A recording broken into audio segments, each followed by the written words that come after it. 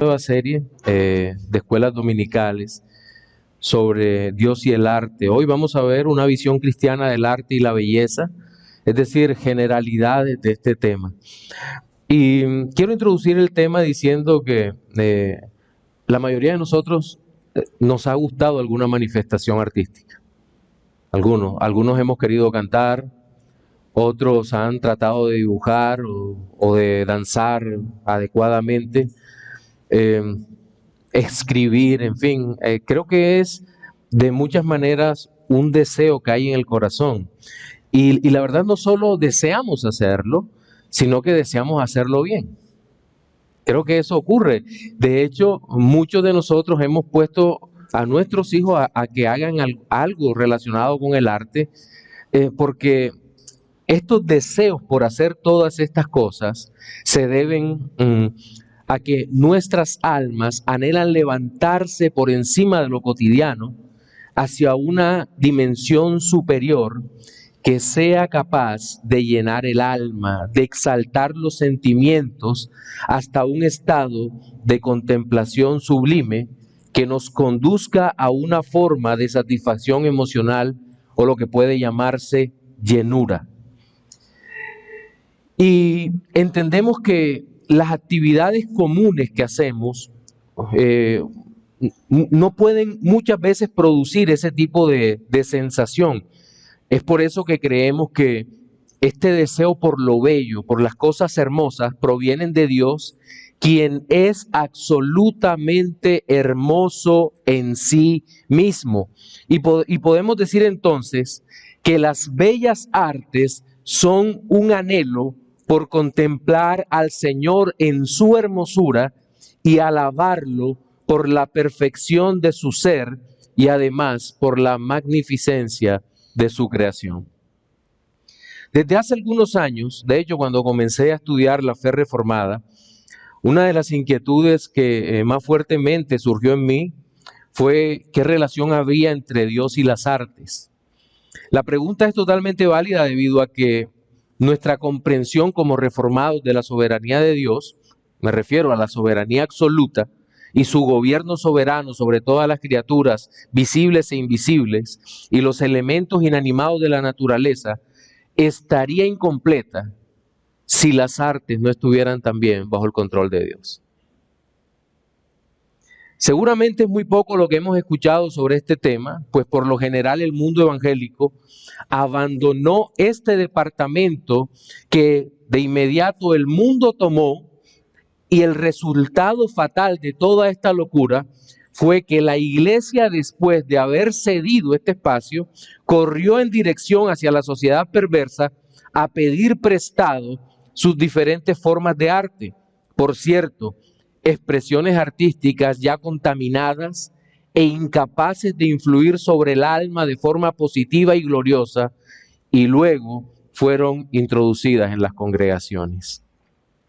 Tal situación la podemos observar continuamente en la forma de adorar de muchas iglesias, que en detrimento del principio regulador de la adoración, han incluido elementos cada vez más seculares o novedosos, con el fin de atraer a los mundanos, sin considerar el hecho de que el Señor no necesita ayuda del alma caída, sino que en toda expresión artística, entiéndase, Dios desea mostrar su belleza tal cual es, de manera que aquellos que han sido llamados a salvación no encuentren obstáculos en los ministros que no desean mostrar la gloria de Dios en sus perfecciones, entre esas perfecciones, la belleza suprema de Dios.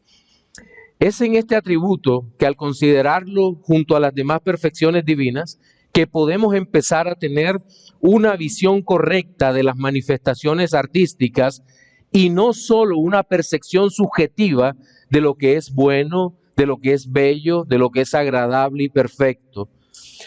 Y en nuestra enseñanza de hoy vamos a leer o vamos a utilizar como texto base, solo para iniciar, Génesis capítulo 1, y vamos a leer 5 versículos solamente. Vamos a ir saltando. Génesis capítulo 1.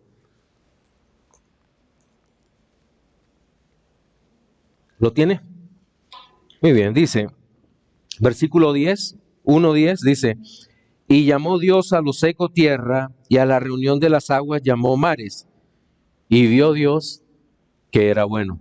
En el 12 luego dice: produjo pues la tierra hierba verde, hierba que da semilla según su naturaleza, y árbol que da fruto cuya semilla está en él según su género. Y vio Dios que era bueno. Luego salta al 21, dice: y creó Dios los grandes monstruos marinos y todo ser viviente que se mueve en las aguas, produjeron según su género, y toda ave alada según su especie, y vio Dios que era bueno. Luego hasta el 25 dice: e hizo Dios animales de la tierra según su género, y ganado según su género, y todo animal que se arrastra sobre la tierra según su especie, y vio Dios que era bueno. Y finalmente leamos el versículo 31. Y vio Dios todo lo que había hecho, y he aquí que era bueno en gran manera, y fue la tarde y la mañana del día sexto. Hay varias cosas que nosotros podemos inferir en estos textos. Cada cosa que el Señor iba haciendo, usted seguramente se preguntará por qué cuando hizo la luz no dijo y vio Dios que era bueno. Pero todas las cosas que Dios iba haciendo, las cosas animadas, y vio, dice o finaliza diciendo: y vio Dios que era bueno, y vio Dios que era bueno. Pero cuando ya contempla su propia creación, desde su obra hermosa, artística, bella, maravillosa, dijo: vio Dios que era bueno en gran manera. Y llama la atención porque el texto en hebreo, la palabra que utiliza para bueno es tub. Y tub no solo significa bueno, sino que significa belleza, mejor regalo, algo que es realmente magnífico. Es una palabra bastante interesante y que se repite en unos contextos muy particulares en donde Dios califica su propia obra. Y la obra de la creación, como nosotros la entendemos, tiene unos ribetes artísticos que solo Dios puede usar.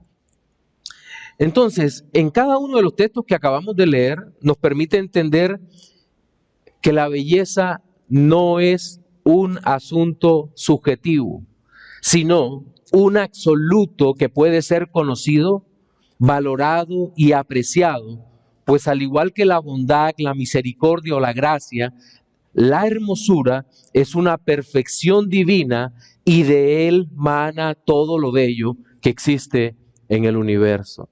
Seguramente esto nos pone a pensar porque muchas veces se nos dice que la belleza es subjetiva. No, la belleza es objetiva porque es una cualidad, un atributo que puede observarse y valorarse. Es por eso que nuestra enseñanza de hoy tratará sobre el arte y su base establecida sobre la belleza de Dios, pues no es posible una comprensión distinta de las expresiones artísticas que cumplan con su cometido, es decir, la razón por la cual existen. ¿Para qué existe el arte o por qué existe el arte? Teniendo esto en mente, el orden que seguiremos es el de presentar en primer lugar cómo el arte existe para reflejar todo lo bello que es Dios, exaltar el alma y comprender que no deberían existir manifestaciones grotescas que se presenten o acepten como válidas. Nuestros dos primeros apartados van a tratar sobre esto. El último punto de la enseñanza está orientado a describir, aunque no en forma profunda, la razón de la decadencia de las perfecciones artísticas como consecuencia lógica de la secularización de la sociedad, es decir, el apartamiento de la sociedad del Dios vivo, y principalmente debido a la visión pagana de la iglesia, es decir, de los creyentes sobre las artes. Bien, entonces tenemos que decir en primer lugar que Dios es bello y toda su revelación testifica esta realidad. Ya lo vimos en Génesis capítulo 1 en las breves lecturas que hicimos sobre cada uno de los versículos que en principio leímos. Es decir, Dios manifiesta su belleza en su creación, pero Dios también manifestará su belleza absoluta a través de su revelación especial, de la palabra de Dios. Entonces, por ejemplo, vamos a mirar de forma breve, para los que anotan, algunas de esas expresiones de la hermosura de Dios y cómo van ligadas a su revelación y al acto litúrgico en sí mismo. El tabernáculo de reunión y sus elementos, para los que apuntan Éxodo 25 y 26. Y esta es una de las enseñanzas de la Escritura, que la Escritura nos da cuando leemos este libro de Éxodo, que el tabernáculo fue construido no por el ingenio o porque le vino a la mente a algún hombre, sino que Dios mismo ordenó la construcción del tabernáculo de reunión. Es decir, la iniciativa fue tomada por parte de Dios para esto. No fue que los israelitas liberados de Egipto se reunieron y dijeron, oye Moisés, ¿qué te parece si hacemos un lugar para que Dios venga y more en medio nuestro? Eso no ocurrió así.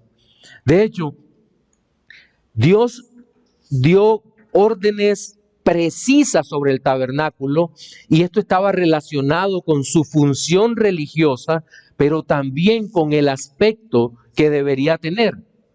Todo dentro de un ambiente de libertad. Dios no ordenó a los israelitas esclavos que construyeran el tabernáculo estando en Egipto, sino que una vez estando el pueblo libertado, o siendo el pueblo libre, fue que Dios ordenó construir el tabernáculo de acuerdo a las especificaciones que él mismo había dado. Y una vez que el pueblo había visto toda la grandeza de Dios en la libertad, yo me imagino lo hermoso que se vería, pero también terrible cuando cruzaron el Mar Rojo y vieron una muralla de agua a la derecha y otra a la izquierda y pudieron pasar en seco.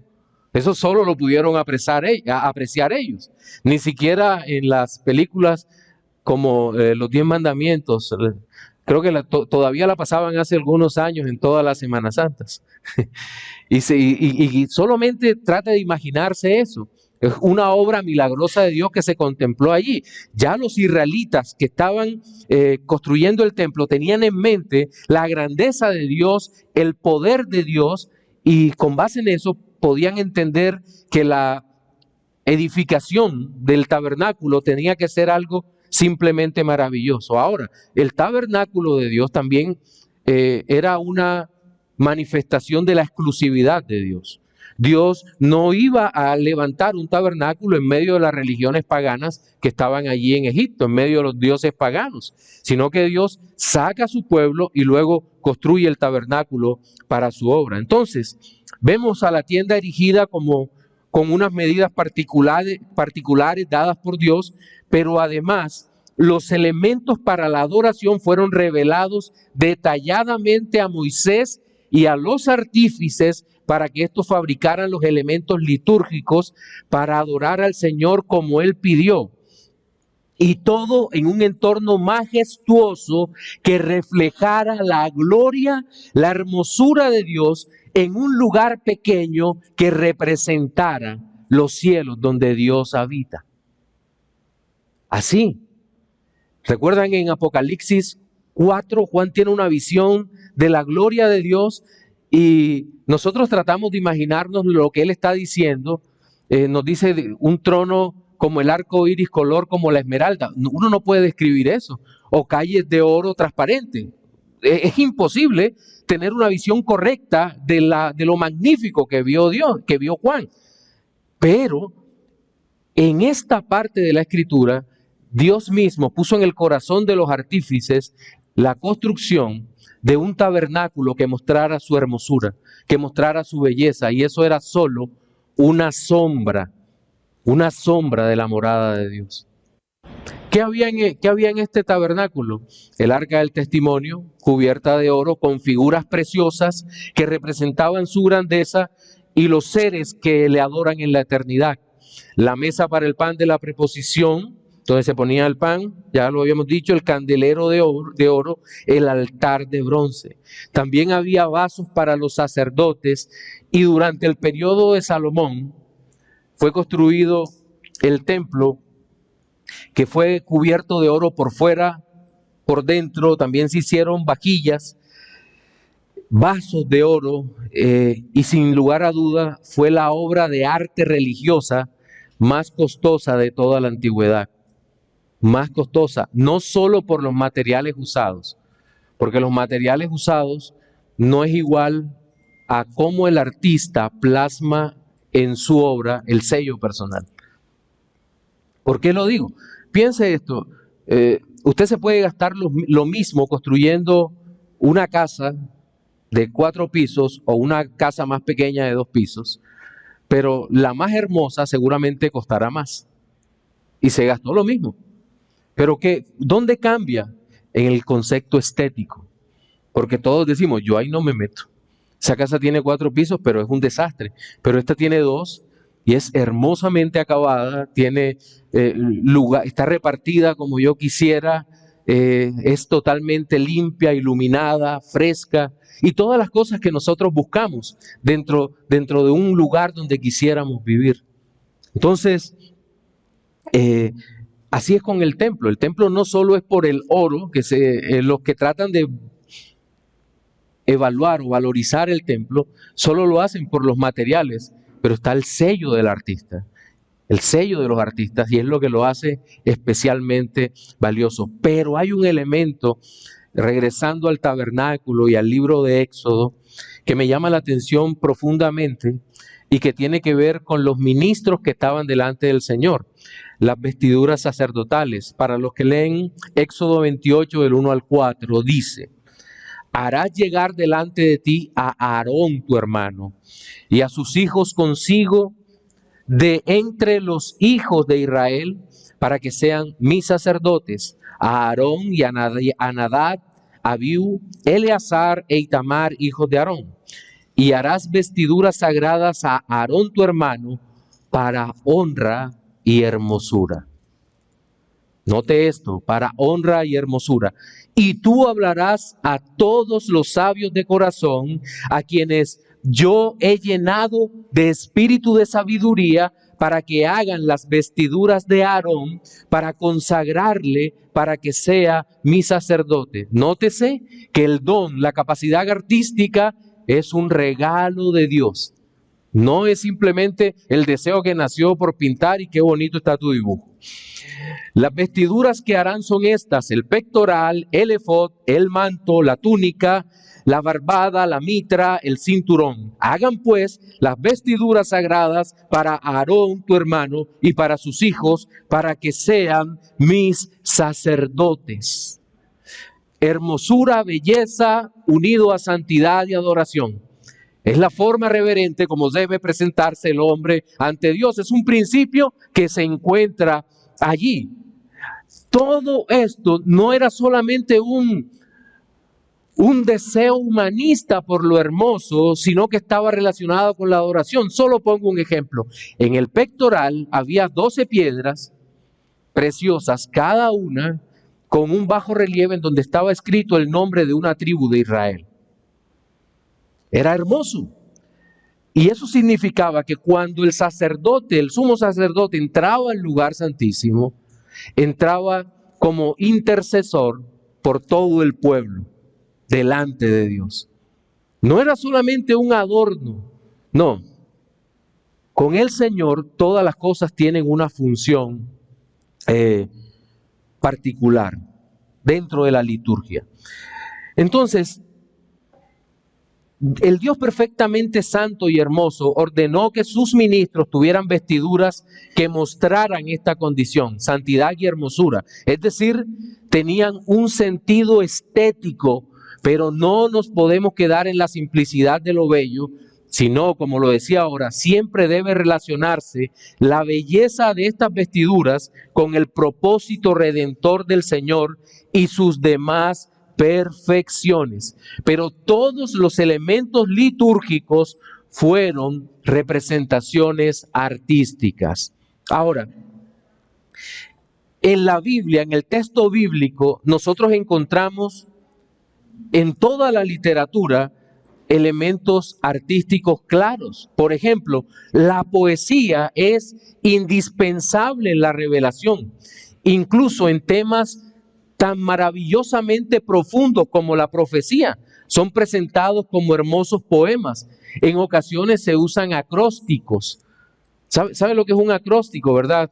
seguramente en el colegio muchas veces veían a los niños que salían con letritas en el día de la madre, una M tal cosa, una A tal cosa, en fin. No, este acróstico es bastante más profundo. Por ejemplo, el acróstico en la escritura era hecho con cada letra del alfabeto hebreo. Cada letra.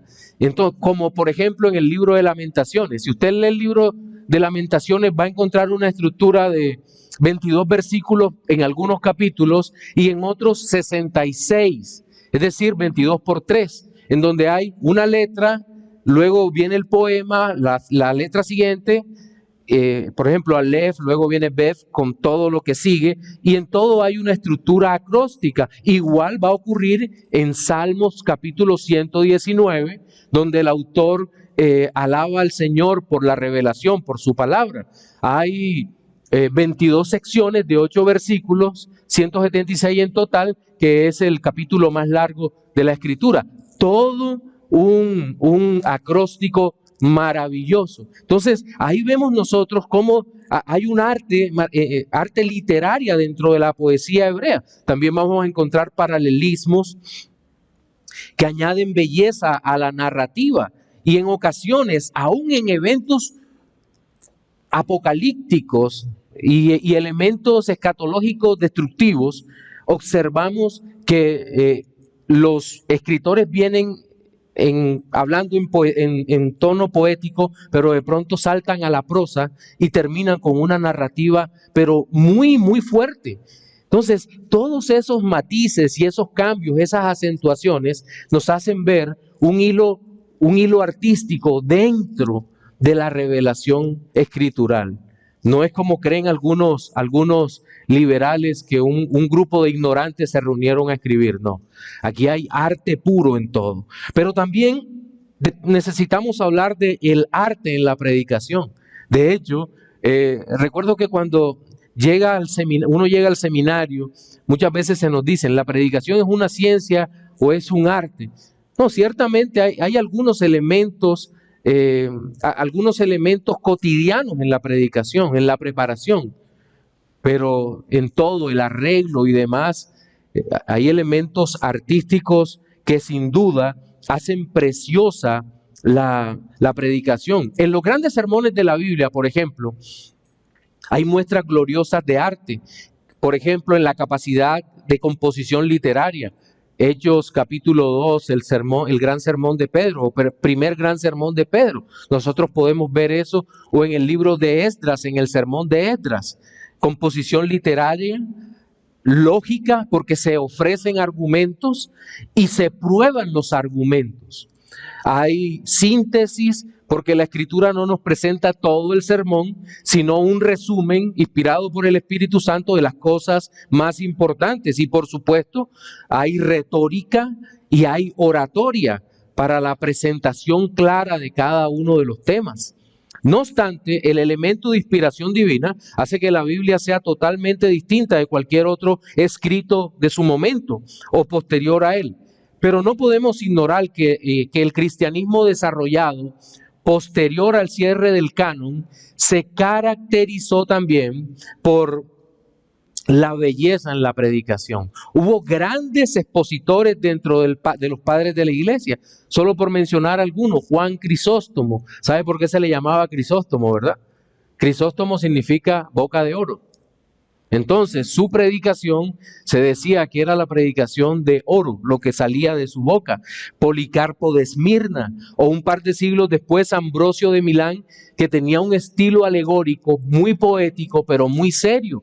Durante su ministerio se convirtió al Señor un tal Agustín de Hipona. Y podemos hablar de Agustín de Hipona y su predicación fue sencillamente maravillosa, es lo que vemos en sus libros. Pero un tema de especial interés para los creyentes de todas las edades son los salmos e himnos en la Escritura, pues estas poesías y canciones de alabanza al Señor son expresiones gloriosas y artísticas mediante las cuales se proclamaban las realidades divinas, todas ellas cantadas con instrumentos musicales para alabar al Señor. Todas fueron creadas con el propósito de alabar la gloria de Dios. Pero debo tocar mi segundo punto en la mañana de hoy. Y es que el arte debería ser una expresión de belleza. Una de las tantas definiciones que encontré sobre arte dice de la siguiente forma: actividad en la que el hombre recrea con una finalidad estética, un aspecto de la realidad o un sentimiento en formas bellas, valiéndose de la materia, la imagen o el sonido. Diccionario de Oxford. Es decir, en el mundo se consideraba, o aún en algunos lugares se considera el arte como intrínsecamente ligado a la belleza, la realidad, los sentimientos, las formas y tantos otros aspectos del ser.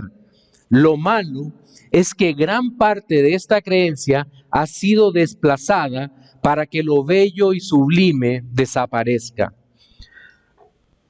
Cuando leemos nuevamente el libro de Génesis, capítulo 4, versículos 21 y 22, permítanme leerlo para ustedes. Dice, 4, 21 y 22, dice: y el nombre de su hermano fue Jubal, está hablando de la descendencia de Caín, el cual fue padre de todos los que tocan arpa y flauta.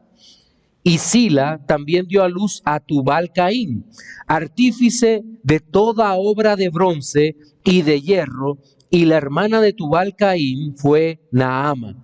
Miren, en esta parte observamos en la descendencia de Caín que ellos habían desarrollado de una manera impresionante el arte, la ciencia y la tecnología. No obstante, entendemos que fue un arte blasfemo, secularizado, cuyo resultado en el tiempo fue la pérdida más terrible, pues el diluvio acabó con todas estas personas y su legado cultural. Ese legado cultural fue borrado juntamente con ellos, porque la finalidad de estas manifestaciones artísticas no era la alabanza de Dios. ¿Se acuerdan lo que acabo de leer en el diccionario de Oxford? Su finalidad es estética. No, seguramente la finalidad de estos hombres era una finalidad secular, pero no era la de adorar y alabar y exaltar el nombre de Dios. Entonces, y aquí hay una fuerte exhortación que creo que la Escritura nos hace, y es que en primer lugar, para aquellos que creen que la ciencia, o mejor el cientificismo, resolverán todos los problemas del mundo actual y del venidero, me refiero en mayor medida a lo que se conoce como positivismo, creen que todos los males del mundo pueden ser resueltos a través de la ciencia. De hecho, hay una predicación en la ciencia ficción continua sobre estos postulados. La obra de Gene Roddenberry o de Isaac Asimov, Star Trek y Fundación respectivamente, creo que son un reflejo de eso, de el creer que la ciencia puede resolver todos los problemas que hay en el mundo. Esta tendencia también la observamos en menor medida en la primera teología de Star Wars de George Lucas, pero él tuvo una perspectiva un poco más clásica del futuro y menos materialista, y eso se nota en el hilo que une toda la obra de Lucas y que él llama a la fuerza. Es decir, hay un elemento espiritualista dentro de esto que lo separa un poco de toda esa visión artística totalmente atea que Roddenberry y Asimov tenían. Ahora bien, cuando George Lucas vende Star Trek a Disney, esa visión un poco menos atea se volvió totalmente progre, y el arte de sus creaciones perdió gran parte de su encanto. Regresemos a la antigüedad, vayamos de nuevo al pasado y ubiquémonos en Grecia antigua.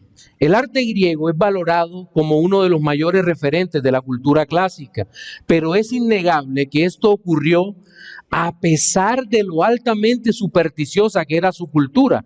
Recordemos que aquella superstición fue matizada más o menos matizada con la aparición de los grandes filósofos griegos, en especial los realistas, o mejor diríamos los antisofistas. Creo que sería mejor para no clasificarlos a todos en la misma categoría. Porque Platón no me atrevería a clasificarlo como un idealista, y eso es una discusión que tendríamos después en otro tiempo. Pero el hecho es que el arte de Grecia se caracterizó por el humanismo en su expresión artística. De hecho, los griegos tenían una frase que decía: no mucho, no poco, todo a su justa medida, todo en su adecuada proporción. El arte griego, la religión griega, la cultura griega, penetró tan profundamente en la sociedad que aún sus conquistadores romanos fueron permeados por el arte y la cultura y todo lo que los griegos tenían. Lo influenciaron de una manera tan poderosa que aún el arte griego y todo esto terminó influyendo aún al cristianismo en algunas ocasiones, sobre todo cuando el cristianismo se fue hacia el catolicismo romano. Esa influencia humanista puede observarse con facilidad en los frescos de Michelangelo Buonarroti en la Capilla Sistina, o en sus esculturas de proporciones perfectas. Y es en aquella clase de arte en donde se toma la idea de perfección, de belleza femenina, pues allí se ven mujeres delgadas con proporciones casi perfectas, de rostros angelicales, pero que la mayor parte del tiempo no corresponden con la realidad. Pero también vemos hombres con los cuadros en el abdomen, con brazos más o menos marcados y caras angelicales que tampoco corresponden a la realidad. Entonces, una influencia griega muy profunda. Y es en y la Edad Media lo que hace es volverse a lo que se llama el arte clásico, la cultura clásica griega, y se toman muchas de las formas de pintura y escultura y se introducen esas figuras dentro de los templos y se hacen parte activa de la adoración. ¿Qué es lo que ocurre aquí? Lo que habíamos hablado al principio. Se empieza a secularizar el arte dentro del cristianismo o el arte cristiano. Y lo peor fue que la Iglesia Católica Romana fue complaciente con todo esto y aún toda la obra en esa época fue terriblemente paganizada. Ahora bien, aparece en escena la Reforma Protestante. Una parte del movimiento se fue hasta el otro extremo y satanizó todo el arte. Toda figura es mala. Y el caso es como el de Ulrico Zwinglio,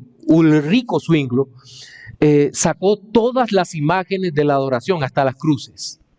Todas las imágenes las quitó.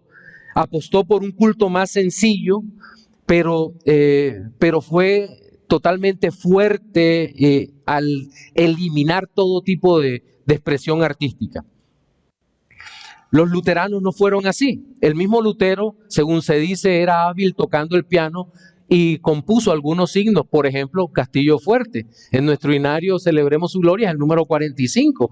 Juan Calvino en Ginebra revisó el Salterio, los salmos, y se preocupó por una forma de adoración sencilla, pero no fue contrario al arte, sino que habló de un arte que debería darle la gloria a Dios. Ahora, en el desarrollo del cristianismo protestante tenemos que reconocer que tal desarrollo no fue uniforme. No fue uniforme. En unos lugares fue de alguna manera distinto. En Ginebra fue distinto a los Países Bajos o fue distinto al cristianismo en Francia, en fin. Es decir, tenemos diferencias en las prácticas doctrinales, éticas y culturales. Y todo esto depende de la forma como nos relacionamos con el mundo. Por ejemplo, el puritanismo, que sin lugar a dudas es nuestra mayor influencia teológica como bautistas reformados, pero tenemos que reconocer un grave error en el puritanismo, y es que el puritanismo casi abandonó las bellas artes y la dejó en manos de artistas mundanos, es decir, decidieron en su mayoría darle la espalda al arte. H.R. Shoemaker, en su libro Arte Moderno y la muerte de una cultura, presenta una tesis muy interesante sobre la influencia del misticismo anabaptista en el protestantismo puritano de aquella época. Y recordemos que ese misticismo tenía un carácter gnóstico que se había arrastrado desde la antigüedad. Y es que al entender o al creer que el mundo era absolutamente malvado e imposible de redimir, trajo como consecuencia lógica una coexistencia cultural imposible para los creyentes. Es así que las bellas artes fueron por lo general tildadas como paganas. Yo recuerdo en una conferencia que escuché hace algunos años sobre este tema, y había un hermano que decía: la pintura es dionisiaca, es decir, perteneciente a Dionisio, mientras que el ballet es de Apolos. Por lo tanto, las dos manifestaciones artísticas son tan paganas que no merece la pena una valoración cristiana de las mismas. Por favor, eso no es cierto. Eso no es cierto. Ahora, no sobra advertir que a estas ideas con el tiempo se le agregó la idea de que toda música es perversa. Toda música es perversa, no puede ser escuchado.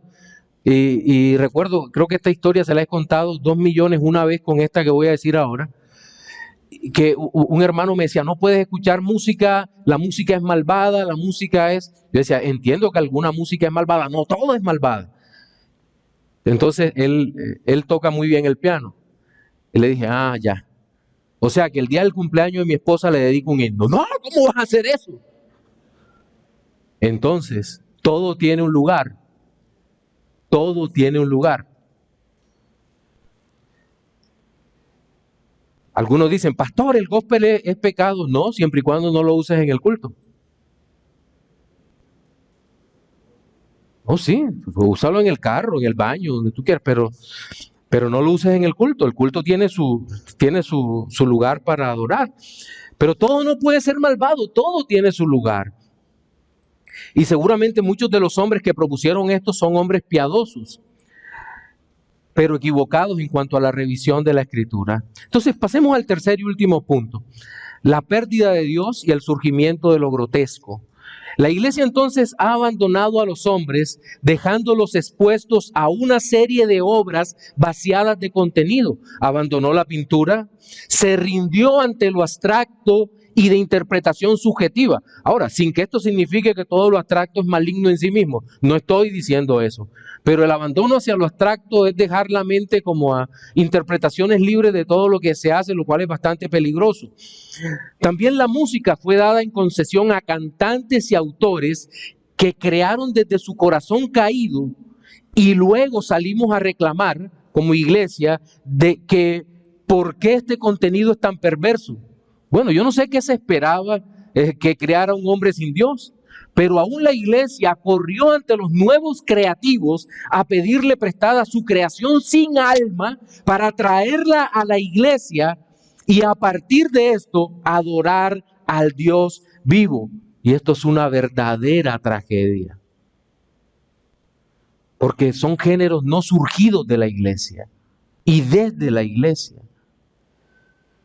Entonces, esto es realmente terrible. Pero volvamos al cine. ¿Usted ha escuchado la expresión cine algoritmo? El cine tal vez es la expresión de arte más vista por todos en nuestro tiempo. Las películas llegan a personas de todo el mundo como nunca antes, y no solo a través de la denominada pantalla grande, sino a través del cable, pero mayormente por los servicios de streaming, por ejemplo, Netflix, Disney Plus, Amazon Prime, HBO Max, Apple TV o cualquier otro. Pero el tema del cine cambió. Hoy en día cesaron las grandes películas, y no por falta de presupuesto.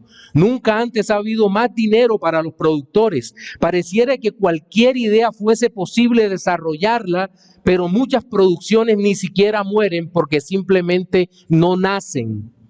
¿Qué está pasando? Por una parte, la corrección política se encarga de censurar cualquier obra que no esté de acuerdo con la forma del pensamiento del mundo actual. Este es su trabajo e intenta destruir todo lo que no esté de acuerdo con el espíritu de este siglo. Si usted habla a favor del aborto, no, esa película no puede ir porque afecta la sensibilidad de las mujeres. Y cosas por el estilo. De hecho, las películas deben tener más o menos las mismas características. Una cantidad de personas de determinados grupos raciales, negros, afrodescendientes. Una mujer debe ser la protagonista o coprotagonista. También debe haber una persona o pareja de gays. Y otro punto consiste en que la cinta debe tener muchas secuencias de acción, pero el argumento no debe conducir a ninguna parte. Mientras que los antagonistas no deben ser tan malos, de tal manera que en otra película de la franquicia pueda ser redimido y luego estar junto a los héroes en una nueva aventura sin sentido alguno. ¿Las ha visto? Creo que sí. Ejemplo de esto que acabo de descubrir son la saga de Rápidos y Furiosos, la última trilogía de Star Wars, The Eternals y todo lo que vendrá en el universo UCM, universo Marvel, pero todas las películas serán parecidas por lo que hemos dicho, y si alguno lleva una historia original, será sacado inmediatamente de Hollywood. De hecho, estas son las películas que les acabo de decir, se llama cine algoritmo. Todo tiene la misma estructura y todo está dentro del mismo marco ético del comportamiento del nuevo siglo. Ahora bien, estas sagas se desgastan. ¿Qué ocurre cuando las sagas se desgastan que ya nadie quiere verlas? El algoritmo te dice, suma personajes de otras películas muy queridos que hayan sido muy exitosas en taquilla, llévalas a la nueva serie, a la nueva saga, y una vez que estén ahí, busca el famoso que esté de moda y ponlo a hacer un cameo. Es decir, que aparezca en pantalla para que atraiga a los más jóvenes, gasten sus entradas o compren la película porque esto se vende bien. Es decir, nos están vendiendo un mal refrito como si fuera un producto de muy altísimo valor. Lo mismo ocurre con la música, también la música algoritmo. Ya no es importante el mensaje reflexivo o la manifestación poética de sentimientos sublimes o que la voz y la orquesta sean de lo mejor. Lo único que tiene valor es la sensación. No importa lo que esté cantando el artista y si su voz es horrorosa. Al parecer solo es importante el golpeteo y que ese golpeteo o la música me haga experimentar sensaciones en ese momento particular. Es decir, existencialismo puro. Lo importante es el aquí y ahora, y eso roba todo lo que debemos percibir. Lo trascendente no importa, me concentro en el presente, soy un eterno adolescente. Alguien me preguntaba alguna vez, Alexander, ¿tú crees que todas las voces en la actualidad son feas? Y yo iba a responder y de pronto, espérate. Claro, uno tiene la tendencia a responder de inmediato porque tú dices, Bad Bunny, Karol G, Ozuna, Residente, Nicky Jam. Pero, momento, en esta época aún están vigentes Pablo Alborán, Bruno Mars, Juanes, Andrés Cepeda y entre mis favoritos, Ana Tatangelo, Laura Pausini, Biagio Antonacci. No, todas las voces no son feas. Todos los mensajes no son malos. No. Cuidado. ¿Qué pasa entonces? Lo que pasa es que se ha venido dando una campaña agresiva de reivindicación de todo lo malo, de posicionamiento de lo grotesco, de aceptación de lo feo, para que ya no llamemos las cosas por lo que son y cómo la percibimos, sino que está prohibido cualquier juicio de valor que atente contra las cosas perversas de la sociedad. Vivimos en el tiempo en donde todos los eufemismos que se entienden sin considerar si son verdades o no, o qué es lo que oculta el eufemismo. Ya la limpieza étnica no es la muerte de seres humanos que no son como nosotros. El daño colateral de guerra no es genocidio. Y el arte Y en el arte las cosas también se llaman como no son. El que no tiene la menor idea de pintura, entonces es un artista abstracto. Si no sabe cantar porque desafina y no le pega una sola nota, la culpa es de nosotros que no entendemos el género. No entendemos la propuesta musical. Y uno dice, ¿pero cuál? Si sale el tipo cantando los pollitos de Sempio, ¿cuál es la propuesta? Bueno, eso tiene más contenido. Desde hace años lo feo y lo perverso se viene reivindicando, se ha posicionado cada vez con mayor rapidez en el inconsciente colectivo de una sociedad irreflexiva. No se respeta la creación, lo que es. Por ejemplo, ya el Drácula de Bram Stoker no tiene cabida entre los niños de cristal porque es un ser oscuro. Y desde hace años uno nota que en las caricaturas se trata de reivindicar el vampiro como un personaje que no es tan malo. Si usted quisiera, si usted viera los problemas del alma que tenía Bram Stoker y cómo murió cuando escribió Drácula, usted se daría cuenta de cuán perverso es el personaje. ¿O qué podemos decir del Fausto de Goethe? ¿Recuerdan? Fausto, el que vende el alma al diablo. Y la condenación del personaje de ficción es una advertencia para la codicia. ¿Cómo cierra la súplica de Fausto antes de irse al infierno? Oh, si tuviese una sola gota de la sangre de Cristo, media gota. Pero ya para Fausto no había esperanza. Por eso se escribió ese libro. Entonces, eso es demasiado fuerte para los niños de cristal, para la generación de cristal. No, las gentes de hoy no aceptan la evidencia de la lucha entre lo bueno y lo malo, y así todas las artes, incluido el cine, no sobrevivirán. El cine, por ejemplo, es mucho más que una buena dirección. Una película puede ser bien dirigida, una gran fotografía. Todos esos elementos uno los observa. O actuaciones sobresalientes. Eso no es suficiente. Se requiere una buena historia en donde el protagonista sea el bueno que se enfrenta a unos malvados. Pastor, eso es básico, pero esa es la vida. Es necesario en las historias que el bien triunfe, porque en la narrativa se debe reflejar la máxima de todos los tiempos, que Cristo venció al mal. Los cristianos entendemos que esa victoria fue en una cruz en el Calvario y que el Señor exhibió públicamente a los principados y potestades. Y eso es la mayor victoria del bien sobre el mal. Y de ahí se debería desprender todas las historias. Ahora, ¿cuál es la razón por que el mundo no quiere mostrar el bien triunfando sobre el mal? La razón es porque el mismo mundo hace parte del bando perdedor y que la historia quieren contarla de otra forma. Esa es la razón. Finalmente debo decir que toda esta inversión de valores que vivimos en nuestros días se refleja en una cultura sin alma. Y el cristianismo, nosotros estamos llamados no solo a criticar las expresiones sin gracia del arte actual, de este extraño periodo de la historia que dejó atrás el posmodernismo, que tiene una lucha por encontrar el significado de la vida a través de lo que hace, pero que cada vez se hunde más en sus propias frustraciones, porque aunque lo desee, no puede salir de su realidad porque no encuentra una roca de ayuda.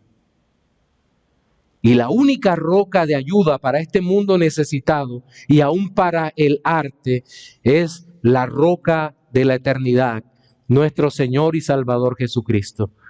Y nos toca no solo criticar el arte, sino promover el arte, no dentro de la iglesia como si fuera algo litúrgico, sino a los hombres y mujeres que son artistas, decirle, crea, pero crea para la gloria de Dios. Amén.